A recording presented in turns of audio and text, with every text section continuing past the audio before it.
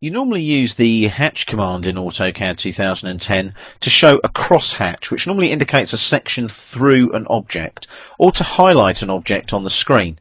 You can hatch in two ways. You can hatch using a crosshatch or a pattern, or you can hatch using a solid fill.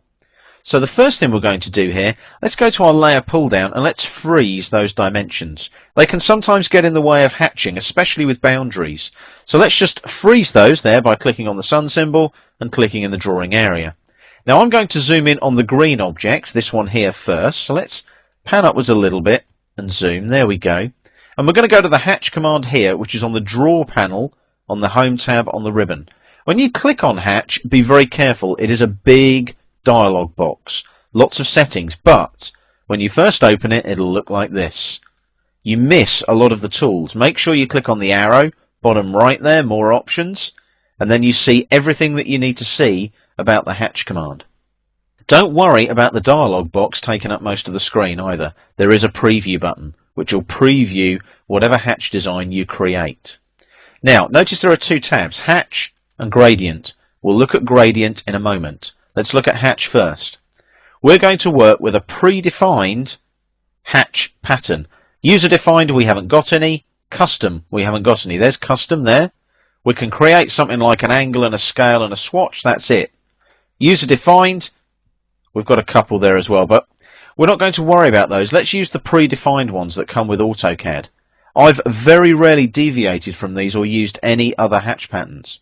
Now, it says pattern angle, and there's the little swatch of it there. Now, that's great, but when I click on the list here, all I get is the names of all my predefined hatch patterns. It doesn't show me what they look like. So just click once away from the list. If you click on the swatch, or click on the little button here, that displays the hatch pattern palette. So as you can see that, I can now see my hatch patterns. I'm going to use an ANSI, an American National Standards Institute pattern. And I'm going to use the most basic of crosshatches, the ANSI 31. So click on it there and OK it. There it is in the swatch. If I want to update, I just click on the swatch again, choose a different pattern. So there's ANSI 31 and OK it. Now, scaling.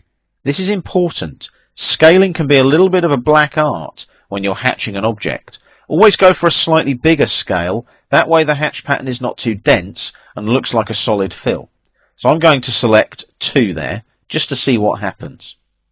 Now, hatch origin I'm not going to worry about, because it'll basically use an origin from the bottom left corner of the boundary that you hatch. So if I go add pick points here, it'll prompt me now to pick an internal point inside the shape that I want to hatch. So if I left click there, it finds that entire shape. Notice it picks up on these as boundaries. Yeah? So if I right click now, and go to Preview on the shortcut menu, I didn't even have to go back to the dialog box, there's my hatch pattern. Now that hatch is a little bit dense, so notice on the command line, I can pick or press Escape to return to the dialog, or just right click to accept the hatch. I'm going to press Escape, there's the dialog, I'm going to double click in there and change that scale to 5. So now, I can just click on Preview, and there you go, that looks much better. A little bit more defined, not so dense. So I'll right click to accept that. Now, I've got my circles here. I want those solid filled. So what I'll do there is I'll basically go back to the hatch command. If I click on my list here and scroll up to the top, there's always a solid option there. So that will now just be a solid blob of colour. Now I can select objects if I want to as well. Let's use select objects this time. And select my circle, like so. Select my circle again, like so, and select my circle again, like so. 3 different hatch boundaries. So if I just right click there and preview those, there's my solid fill. Now, I'm going to press Escape to return to the dialog because I want those to be separate hatches. Each circle will have its own hatch solid fill. So make sure that that is ticked. Then when I OK that, each one of those is a separate solid fill. Can you see that? When I'm hovering over them, they're separate highlights each time. So that is hatching objects in AutoCAD 2010 at a base level. Now this hatch pattern here, it's used that corner there of the boundary there as the origin. So what I could do there is I could change that origin. So if I just double click, I want to use a specified origin there, click to set new origin. I want that point there to be my new origin. I'll preview that, and it hatches from that corner there. Yeah? So basically, it's hatching from there and splaying out around the hatch boundary. I'll just right-click to accept that hatch. So as you can see, hatching objects is very easy, very simple in AutoCAD 2010. You use your draw panel here, and you use your hatch icon here.